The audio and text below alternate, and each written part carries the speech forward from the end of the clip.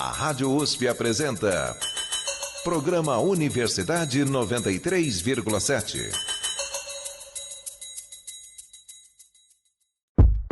Especial CJE – Emagrecimento. Este programa está dividido em 3 partes. Você está ouvindo a 3ª edição. Olá, ouvintes da Rádio USP. Meu nome é Victor Aguiar e começa agora mais um Universidade 93,7. Nesta edição, queremos discutir um tema que ocupa a mente de milhões de brasileiros, a busca pelo emagrecimento, bem como os métodos adotados por muitas pessoas nessa jornada. Ao longo do programa, vamos trazer um debate quentíssimo sobre os assuntos mais atuais dentro desse tema. E olha só, vamos falar muito sobre dietas, a aplicação de novas soluções do mercado para o emagrecimento e os efeitos psicológicos do ganho e da perda de peso. Para conversar conosco, convidamos o Dr. Antônio Elias de Oliveira Filho, nutrólogo da Associação Brasileira de Nutrologia, a ABRAN. Na ABRAN, Elias é coordenador no Congresso Brasileiro de Nutrologia e do curso de pós-graduação na especialidade médica de nutrologia desde 2011. Ele atua diretamente no atendimento a pessoas com sobrepeso e com obesidade e realiza o atendimento integrado de saúde física e mental a esses pacientes. Seja bem-vindo, Dr. Elias. Muito obrigado pelo convite, obrigado por estar na presença aqui da doutora Fernanda, que é um prazer. E estou bem feliz de estar aqui representando a ABRAN. Muito obrigado. Nossa outra convidada é a doutora Fernanda Scaliuzzi, professora e chefe do Departamento de Nutrição da Faculdade de Saúde Pública da USP. A Fernanda tem experiência na área de nutrição, com ênfase em alimentação e cultura. Também coordena um grupo de pesquisa sobre o tema e é membro da Rede Ibero-Americana de Pesquisa Qualitativa em Alimentação e Sociedade, a Rede NAUS. Doutora Fernanda, boas-vindas à Universidade 93,7. Muito obrigada, prazer estar aqui. Olá a todos os nossos ouvintes, todas as pessoas que estão nos acompanhando, todos os meus colegas aqui de mesa. E é sempre uma alegria muito grande quando a gente está cumprindo a missão da universidade de difundir conhecimento para o máximo de número de pessoas. Vou puxar agora para o nosso repórter Guilherme Gama, que está aqui com a gente. Olá, Guilherme, tudo bem? Tudo ótimo, Vitor. Obrigado por estar participando aqui. Olá, Fernanda, Elias. Alguns especialistas não puderam estar aqui hoje, mas encaminharam perguntas para a gente para poder exatamente fomentar esse debate. A gente tem uma pergunta do Gabriel Silveira Franco, que ele é doutor em Ciências Médicas pela USP e professor de nutrição no Centro Universitário Barão de Mauá. E ele deixou um questionamento para vocês. Vamos ouvir. A minha pergunta vai de encontro ao que vem acontecendo principalmente em redes sociais com a invasão diária de profissionais da saúde. Qual que é o ponto de vista de vocês quanto ao respeito às atribuições de cada profissional, considerando, por exemplo, a prescrição dietética parte do nutricionista e a prescrição de medicamentos, quando necessário, por parte dos médicos? As questões das redes sociais, elas amplificaram muito questões sociais que nós já tínhamos. Vocês vejam, na minha época de pós-graduação, nós discutimos essas questões que estamos debatendo agora sobre nas redes sociais, nas revistas, e que propagavam assim bobagens atrás de bobagens, né? E era tão óbvio que era bobagem porque assim, no mês saía a dieta do alface, vamos dizer assim. Se a dieta do alface realmente funcionava, não havia sentido ter um número posterior da revista com a dieta da abobrinha. Porque a do alface já resolveu tudo, não preciso de outra. A gente tem o mesmo mecanismo hoje nas redes sociais, só que numa potência enorme. Com todas as pessoas podendo falar o que elas quiserem, e fazer recomendação, e muitas vezes o publi, o arroba, as coisas que entram no arroba, que a pessoa está colocando ali porque ela é paga para vender aquilo. E isso não fica claro para a pessoa que está consumindo aquela rede social. Então, eu acho que isso também é uma diferença importante, de quando você vê um anúncio na televisão, você tem mais consciência de que aquilo é algo que está sendo vendido para você do que quando você ouve uma pessoa fazendo publi na rede social. Então, eu acho que isso é um problema grave. O outro, eu acho que é esse efeito de contaminação da rede social nos profissionais de saúde. Isso, para mim, é o que me toca mais. Porque, assim, eu sempre digo que todas as pessoas do mundo podem falar sobre comida. E todos nós temos experiências corporais subjetivas sobre a nossa alimentação e sobre o que a gente come. Se você pegar a ciência moderna da nutrição, ela é muito recente. Ela é absolutamente recente. E a humanidade desenvolveu várias formas de saberes sobre alimentação em todo esse nosso tempo na Terra. Tá? Agora, isso não significa que não existam atividades privativas. Então, existem atividades privativas de determinados profissionais de saúde. Então, realizar uma prescrição dietética é uma atividade privativa do nutricionista. Então, quando a gente vê o discurso de profissionais de saúde nas redes sociais sendo contaminado, eu acho mais grave.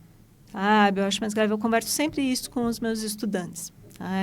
Quando eu vejo um nutricionista tendo uma posição na rede social que segue o modelo influencer, isso é muito mais grave, porque o profissional de saúde, ele fez um juramento, ele tem um dever ético.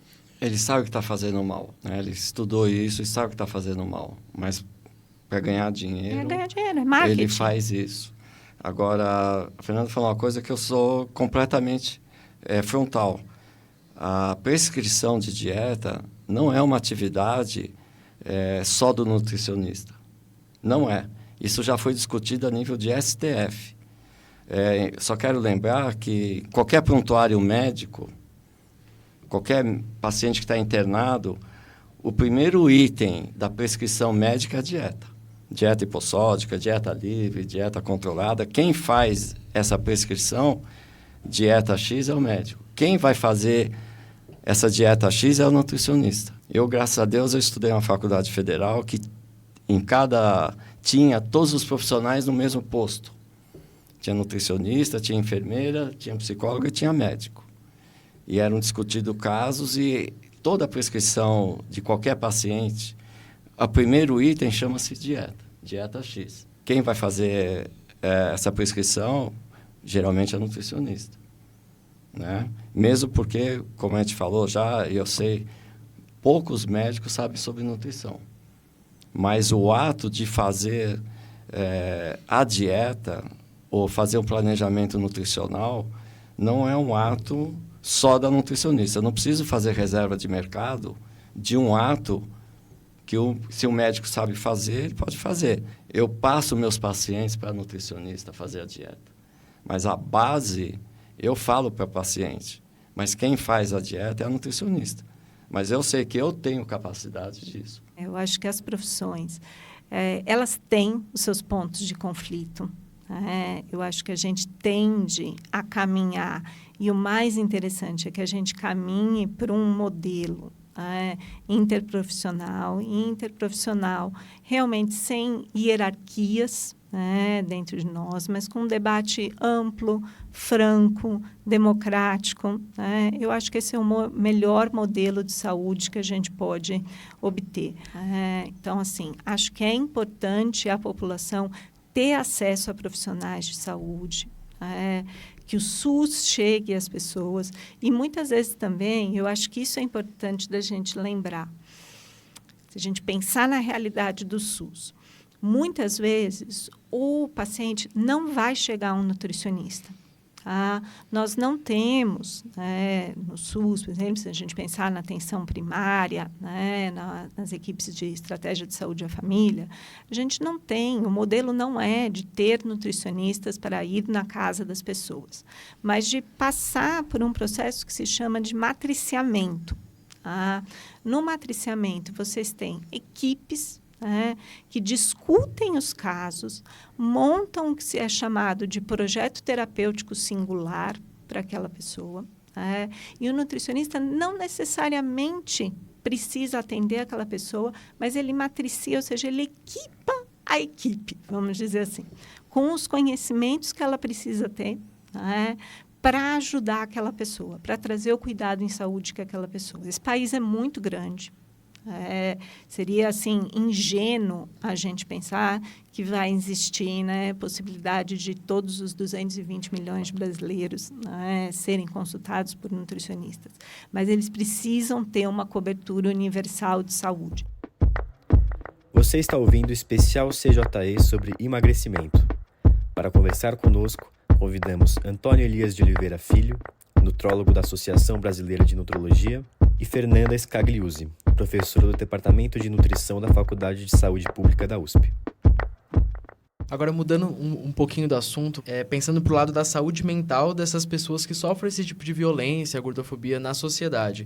A ansiedade, a depressão, elas podem ser catalisadores, podem servir como aí um impulso negativo, tanto para esses transtornos alimentares, quanto para esses problemas de compulsão que a gente tem observado?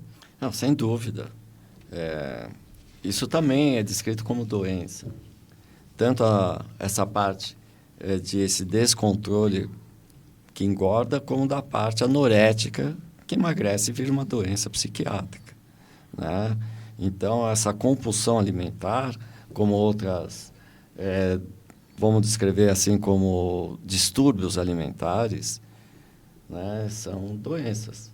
E aí tem que ser tratados psicologia, enfermeira, nutricionista, médico, psiquiatra, e aí vai. Mas, sem dúvida, problema todo mundo tem. Concorda? Ansiedade todo mundo tem. Só que se eu, além disso, ainda eu tenho uma doença, eu vou ter 2 problemas. E, como ela falou, a gente não sabe o que nasceu primeiro, o ovo ou a galinha. Só que um retroalimenta o outro. Aí a pessoa fica ali correndo atrás, como o gato corre atrás do rabo. E aí ela perpetua uma situação que vai chegando a limites, até ela acreditar em qualquer coisa, né? Quantas fórmulas emagrecedoras vocês já viram? 7 ervas, que aí... Sabe quantas pessoas morreram com isso? 38 pessoas morreram no Brasil comprando essa porcaria de ervas naturais. Então, chega um monte de paciente, doutor, você acha que eu devo tomar isso? Eu não sei nem o que é isso, o que tem aí. Então, tem esse outro lado. A gordofobia existe. Mas o que eu acho que a gente precisa desvincular, né, esse aspecto de falar que isso é simplesmente, ter uma visão única, de falar que isso simplesmente é um preconceito, para, pelo contrário, passar para essa paciente que a obesidade é uma doença que vai afetá-la psicologicamente, psiquiatricamente, né, e vice-versa. Se ela é uma pessoa ansiosa e aí ela vai ter um distúrbio alimentar, ela vai piorar a ansiedade dela, vai piorar o medo de sair, ou não vai ter roupa para comprar. É uma situação humilhante. Só sabe isso quem é obeso. Ponto. A gente escuta relatos, mas só que a gente tem que ver a individualidade e tem que ver o que tem de estudos. Não adianta falar sobre um caso, uma pessoa. Eu tenho que falar sobre uma população, né? Sobre o que tem de estudo sobre isso, o que tem publicado, né? E aí vai. Então, uma coisa está extremamente ligada à outra, e é difícil. Fernanda, a senhora concorda com esse ponto? Quem tem depressão e obesidade tem 2 problemas que se retroalimentam?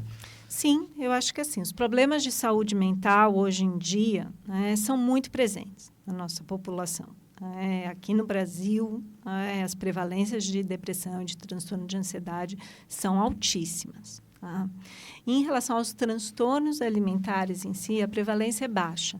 Tá? A prevalência é bem baixa, mas são doenças psiquiátricas muito graves e que também precisam ser tratadas.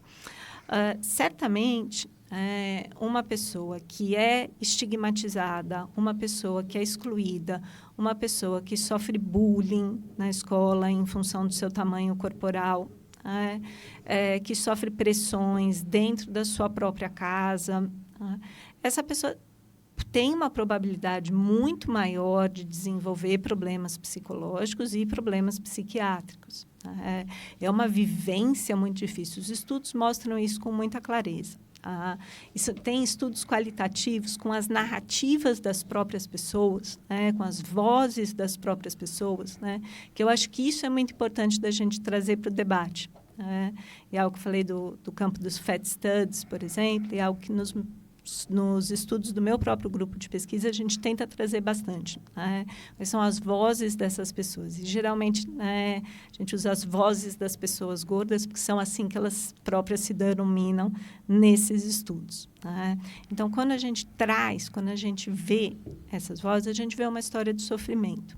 É uma história de sofrimento bastante grande.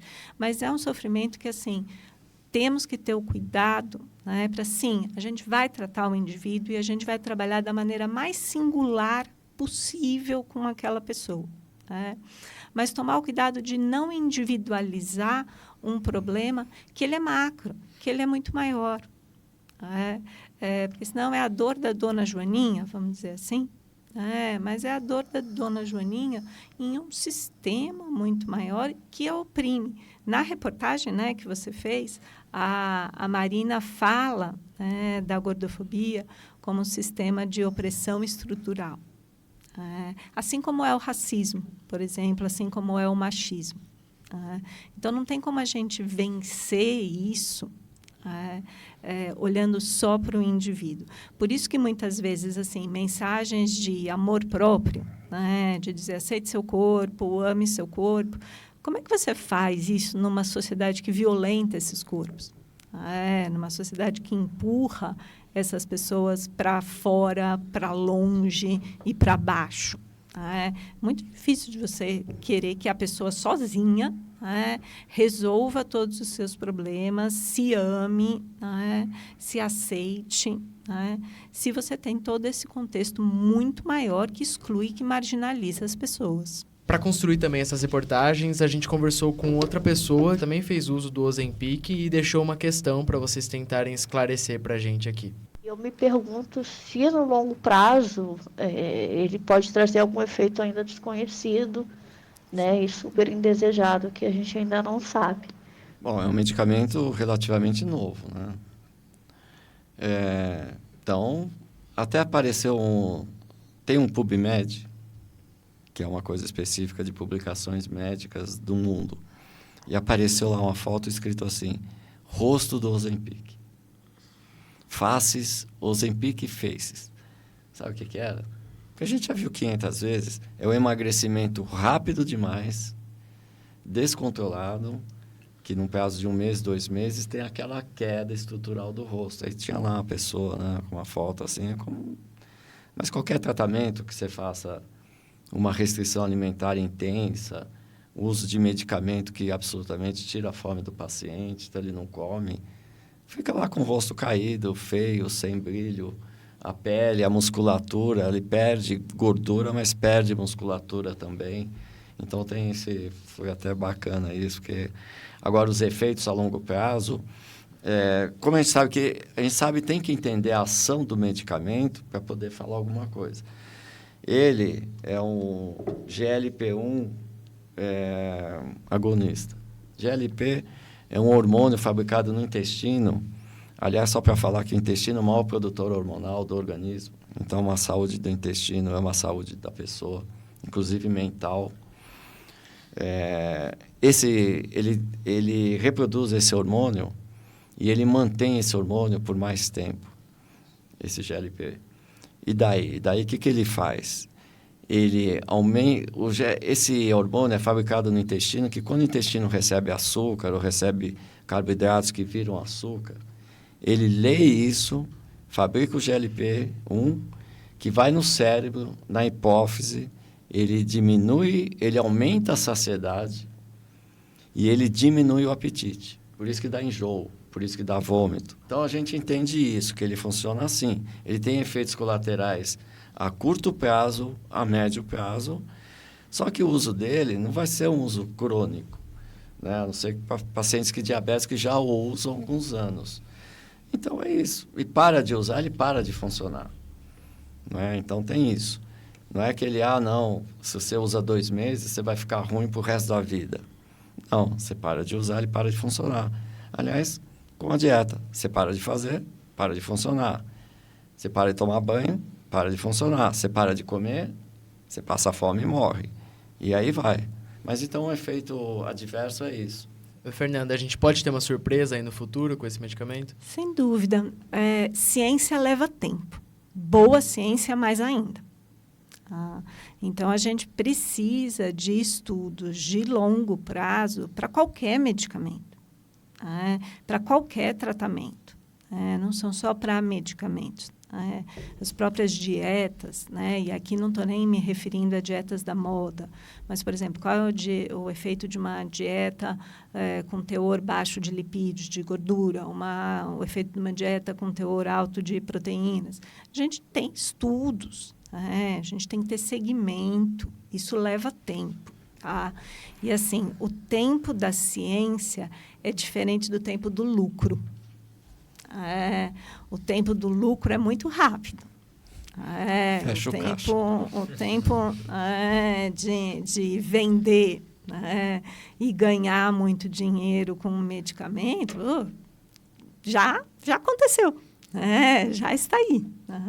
Agora, o tempo que a gente vai saber. E sabe-se lá o que as pessoas vão fazer.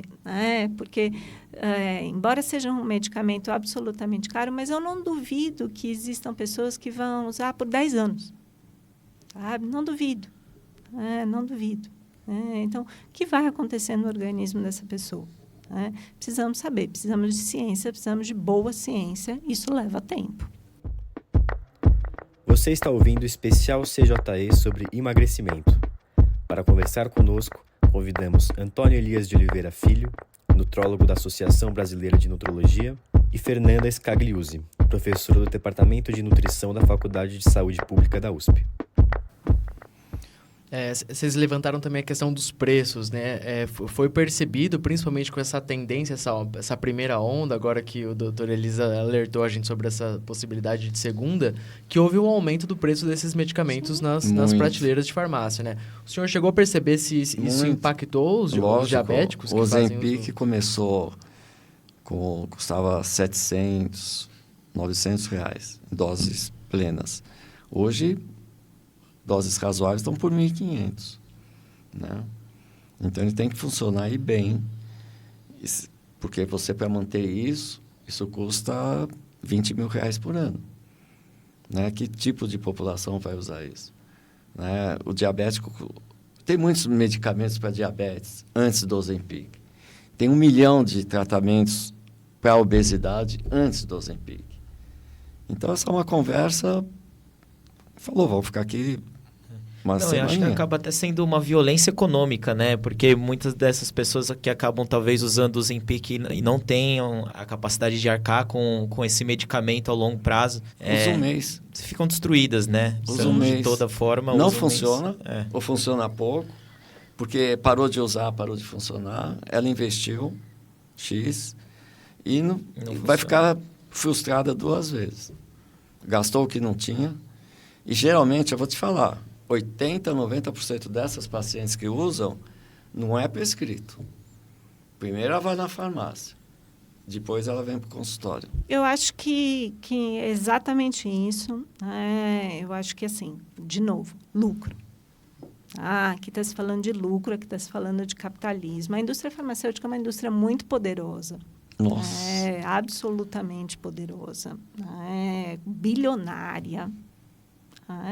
E que, nesse caso, embora se posicione de maneira coerente, mas que sim, a gente sabe, está ganhando muito dinheiro. Esse rush, vamos dizer assim, essa corrida do Ozempic, está gerando muito lucro. E isso move todo o sistema capitalista. Isso é justo com as pessoas? Se existe, por exemplo, um diabético que o médico avaliou que o Ozempic é o melhor remédio para ele, dentro de todas as possibilidades farmacológicas possíveis, aquela é a melhor, eu acredito que essa pessoa deveria ter prioridade. Agora, essa pessoa não está conseguindo ter aquilo que o médico avaliou que era o melhor tratamento com ela, em conversa, em diálogo com ela, em função de voltamos para as nossas dobrinhas, que não conseguimos viver com elas. Esse é um assunto muito importante, né? De novo, essa questão da medicação off-label. Eu queria saber exatamente isso. É uma discussão caso a caso, a questão do medicamento off-label, ou ele, por si só, já é problemático, assim, na sua essência? Como você está falando off-label, o que é? Fora da indicação principal. Tanto que, por exemplo, o Victoza, também que é um medicamento de diabetes, começou a usar para emagrecimento, eles conseguiram aprovar, sabe como? Saxenda. É o mesmo medicamento, só que mudou o nome. Então, agora o Saxenda é registrado oficialmente para tratamento de obesidade. O Victoza, a mesma coisa com o Wegovy. Mudou o nome, mas é o mesmo produto.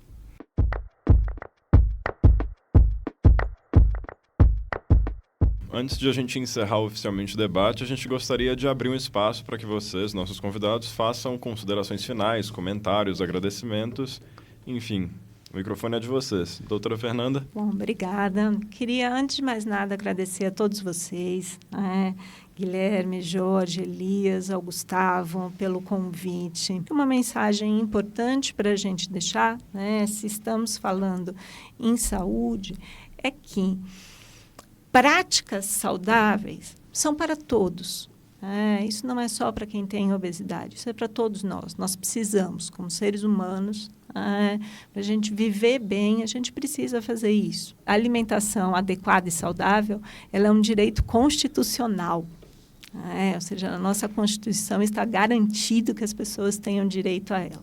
Lembrar que assim, a gordofobia não é mimimi. E nem se trata também de romantização da obesidade. Mas se trata, sim, de uma opressão estrutural que se intersecta com outras, que é mais forte ainda para mulheres, que é mais forte ainda para pessoas negras, que é mais forte ainda para pessoas pobres e periféricas, e que precisam da nossa ajuda. Perfeito, doutora Fernanda. Doutor Elias, gostaria de registrar alguma coisa? Vocês estudando, ouvindo todas as pessoas que têm alguma mensagem positiva para passar e difundindo isso, que é para a gente poder atingir um público que está à parte, mas um público que é discriminado, mas que a discriminação acaba quando você oferece condições para todo mundo. Sejam mulheres, ou negros, ou pobres, ou ricos, ou gordos, ou carecas, mas que você possa educar todos, para que principalmente aqueles mais vulneráveis tenham acesso a essa educação. Muito obrigado pelo convite. Eu sou médico, mas, acima de tudo, sou uma pessoa preocupada com as pessoas. Você acabou de acompanhar a terceira e última edição do nosso especial sobre emagrecimento. Você pode conferir o arquivo de todos os episódios no site da Rádio USP. Universidade 93,7 fica por aqui. O programa de hoje teve coordenação de Gustavo Zanfer e produção de Luísa Costa. A edição é de Tomás Novaes. As reportagens foram feitas por Jorge Fófano e Guilherme Gama. A apresentação foi feita por mim, Victor Aguiar. Você pode encontrar os arquivos desta e de outras edições da Universidade 93,7 no site www.usp.br/radiojornalismo. Agradecemos pela audiência e tenha um bom dia. Especial CJE. Emagrecimento. A Rádio USP apresentou Programa Universidade 93,7.